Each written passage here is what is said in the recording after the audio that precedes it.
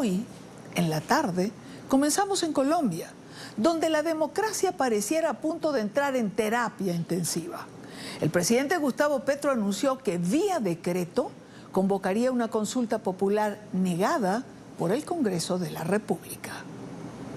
La Corte Constitucional tendrá en sus manos no otra instancia judicial, sino la Corte Constitucional, el decreto de convocatoria a consulta popular que haré en esta semana. La tormenta política no se hizo esperar después de este pronunciamiento.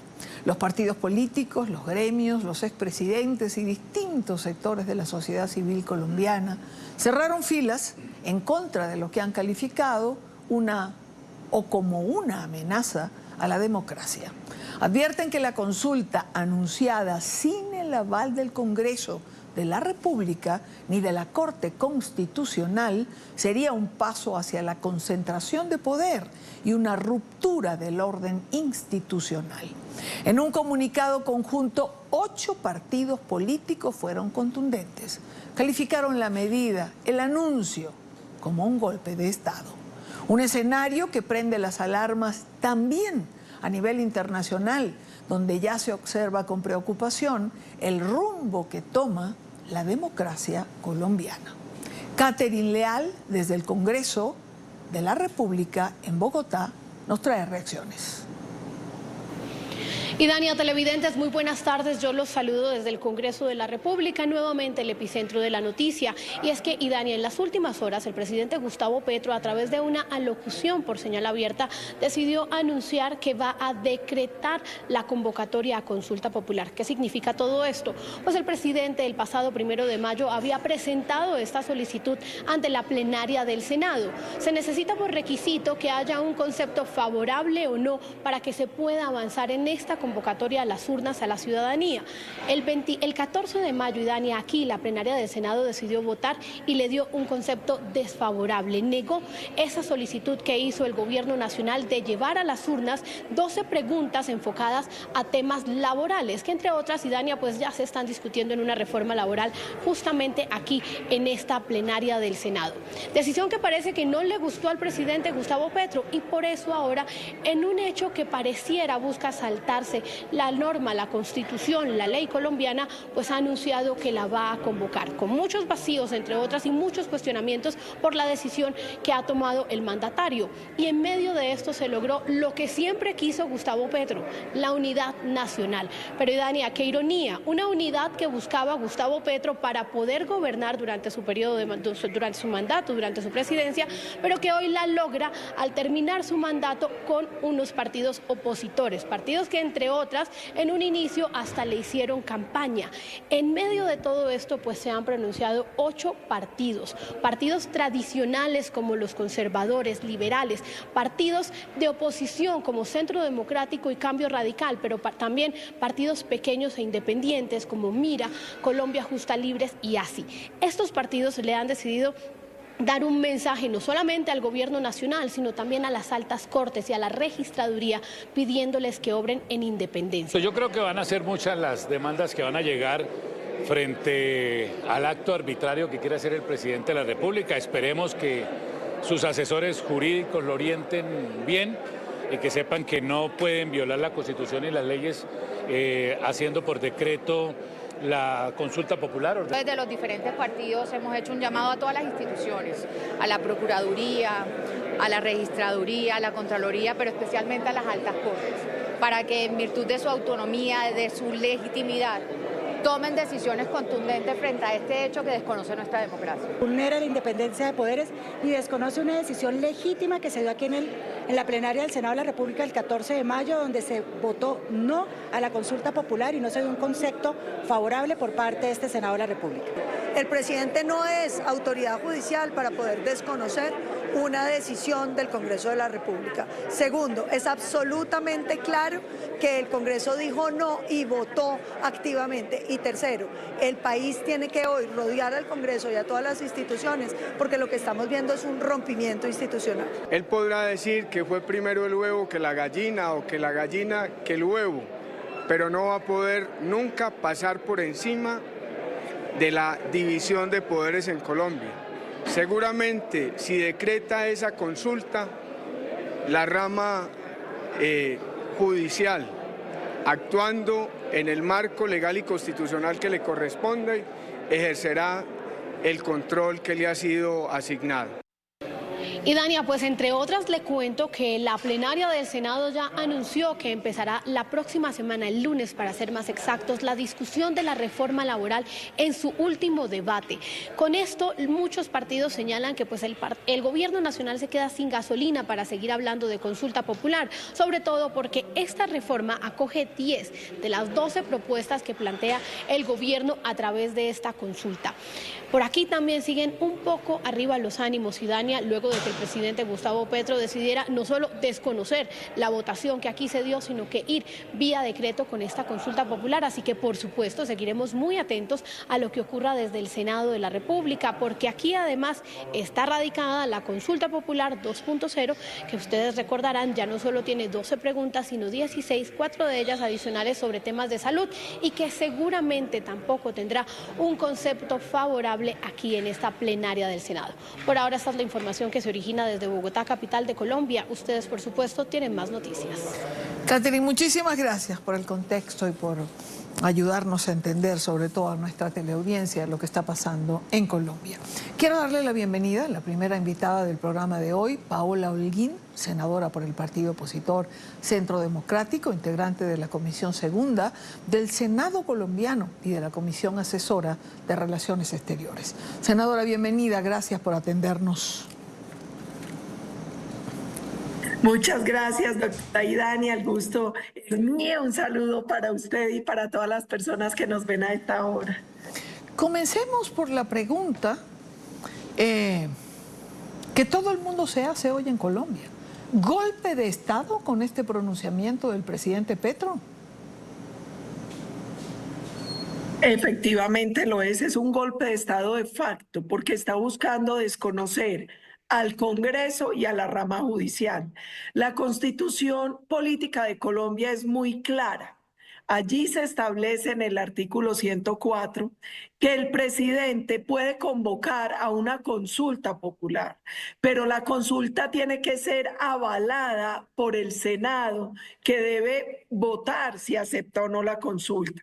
El pasado 14 de mayo, nosotros de manera legítima y legal en el Congreso, pues le dijimos no a la consulta, y ahora Petro pretende burlarse de eso y trata de imponer vía decreto esa consulta. Él anunció que la va a radicar. Si lo llega a hacer es un total desconocimiento de la división de poderes, de la Constitución, y tendríamos que proceder a denunciar ese decreto ante la Corte Constitucional. El presidente señala que hubo irregularidades dentro de lo que fue la votación, que no se leyó el contenido de lo que se iba a votar, que quienes iban a votar no entendieron, no estaban al tanto. Le pregunto, ¿cómo que no entendieron? ¿No estuvo en discusión horas y días antes el tema que se votó? Exactamente, hay varias cosas. Afortunadamente en Colombia solo en 2 ocasiones hemos tenido consulta popular. Una fue la consulta anticorrupción y otra esta. Casualmente, en los 2 casos, el Senado estaba presidido por la misma persona, Efraín Cepeda. Él fue quien presidió la sesión de esa reforma, de esa consulta anticorrupción, y fue el que presidió por casualidades de la vida esta consulta. El procedimiento fue exactamente el mismo. Después de horas de debate, en este caso fueron 2 días de debate, se procede simplemente a votar si se acepta o niega esa consulta. En este caso se negó. Varias cosas son importantes. La primera, el presidente tiene hasta 30 minutos para que se vote, pero puede cerrar en el momento que lo determine. Aquí, después de que se vio que ya todos habíamos votado, se cerró. Aparecieron 4 votos manuales porque fueron 4 personas a las que no les funcionó el sistema. Los 4 fueron muy claros en que habían votado 2 por el no y 2 por el sí. Eso terminó haciendo que el resultado final fuera 49-47. Eso lo avaló el secretario, que es quien tiene que hacerlo. Las personas que votaron después de todo el revuelo y de todas las insinuaciones de Benedetti y de Petro, pues fueron claras en cuál fue su voto. Y lo cierto es que ellos contaban con unas personas que supuestamente iban a votar por el no y que no estaban en el recinto y nunca votaron. Y pues si no está y no vota, no se le puede contar mágicamente ese voto. Claro, entiendo y es pertinente para nuestra audiencia internacional la explicación. Ahora, también es bueno señalar, el presidente tenía capacidad de respuesta sin tener que llegar a una convocatoria por decreto. Es decir, podía objetar en un lapso determinado, cosa que no hizo, entiendo. Él no lo hizo, pero el Consejo de Estado en la sección quinta sí aceptó una demanda que actualmente está en trámite contra esa votación, que probablemente va a dar el resultado obvio, y es que la votación fue legítima y legal. Pero ese es el procedimiento. Si él tenía alguna duda, quien disipa esa duda es el Consejo de Estado, pero él no puede simplemente de manera arbitraria desconocer lo que hizo el Congreso y pretender que él puede por decreto llamar a la votación. Además, porque es muy claro, él solo lo puede hacer por decreto, aplicando algo que en derecho se conoce como silencio administrativo, es decir, que nosotros no hubiésemos dicho nada. El hecho de que el Consejo de Estado aceptara una demanda contra la votación ratifica un principio básico, es que no hay silencio administrativo porque votación sí hubo. Simplemente lo que ellos van a definir es la legalidad del procedimiento, que estoy segura que van a terminar avalándolo, porque además ahí están los videos, están todas las pruebas de cómo se hizo de manera clarísima, de acuerdo a lo que establece la ley, ese proceso. Claro, digamos que este sería el proceso democrático, es decir, el Congreso emite un concepto que tiene que ser obedecido por el Poder Ejecutivo. Una intromisión, no respetar la decisión del Congreso es no respetar la separación de poderes. Tan democrático o tan democráticamente fue electo el presidente Petro como democráticamente fue electo el Congreso de la República. Claro, de hecho, este proceder del presidente suscitó algo que nunca había ocurrido en el Congreso de Colombia, y es que ayer 8 partidos de los que tienen asiento en la plenaria del Senado enviaron un duro comunicado advirtiendo que la emisión del decreto era un golpe de Estado. Ahí estamos un bloque de partidos muy amplio, está el Partido Liberal, el Conservador, Mira, Colombia Justa Libre, Cambio Radical, la ASI, el Partido de la U, el Centro Democrático, en fin, porque para todos nosotros parlamentarios es claro que el desconocimiento a un proceso reglado por la Constitución y por leyes estatutarias, que el desconocimiento del voto del congresista, porque hay además un principio constitucional de inviolabilidad parlamentaria, es una violación a los principios básicos de la democracia, al Estado de Derecho, de la división de poderes. Claro. Entonces aquí es clarísima la postura de las mayorías del Senado y la postura de los distintos partidos. El presidente dice que él se debe al pueblo, que el pueblo no está de acuerdo, que el pueblo tiene que ser consultado. El presidente se abroga el derecho de interpretar al pueblo. Me llama la atención que en las últimas convocatorias hechas por el propio presidente, esas convocatorias no fueron atendidas de una manera masiva. Uno se pregunta, ¿de qué pueblo habla? Pero sobre todo, no puedo dejar de recordar a Hugo Chávez Frías, porque el pueblo era él. Lo que él decía era lo que el pueblo pensaba, aunque uno tampoco entendía de qué pueblo hablaba. Así es, yo creo que ese es, hay una columna maravillosa de Enrique Krauss donde él habla como de estos mesías de trópico, de estos dictadores que normalmente creen hablar en nombre del pueblo y ser la voz del pueblo. La pregunta es, ¿de cuál pueblo? Como usted lo dijo, doctora Idania, él viene convocando a las calles y lo que ha quedado en evidencia es que perdió la calle. El último paro nacional fue un completo fracaso. La estrategia del gobierno del presidente, que fueron los que convocaron al paro, fue: yo no lo convoqué, como en su momento yo no lo crié.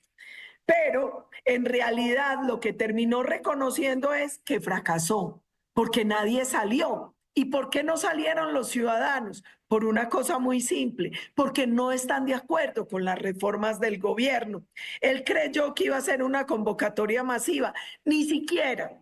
Gran parte de las organizaciones sindicales que se supone eran las que iban a respaldarlo estuvieron allí. La CTC no salió, la CGT, gran parte de la CGT no salió, Sintracontexa no salió, UTIPEC no salió, y son innumerables el número de sindicatos que no hicieron presencia porque no se sienten representados por esa reforma laboral que pretende imponer a la fuerza del gobierno y que, como se le hundió en el Congreso, buscó el mecanismo de consulta y ahora quiere imponer una consulta vía decreto. Sí. Entonces, yo creo que ese mesianismo de este tipo de líderes, llamémosle líderes a estas personas, los lleva a creer que pueden hablar en nombre del pueblo y que ellos son el Estado, que ellos son todos los poderes, que ellos, el apelar al pueblo les da un poder absoluto. Pues no, Petro ganó, pero la Constitución no perdió. Aquí sigue vigente la división de poderes y tan pueblo es el que él representa como el que representamos los senadores y los representantes a la Cámara, todos electos por millones de colombianos.